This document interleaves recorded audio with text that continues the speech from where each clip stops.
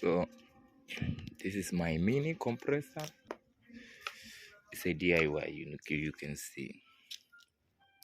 So this is a plug and this is all the connection. So this is the best part.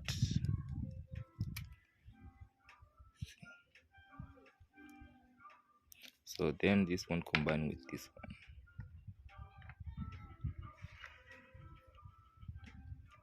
Okay.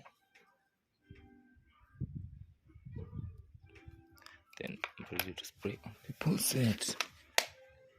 So get ready for a dynamite.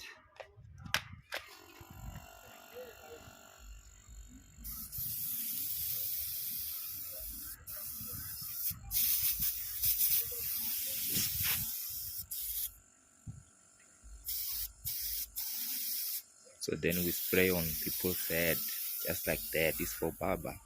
This for my barber shop. So after you switch it off, it still gives the air.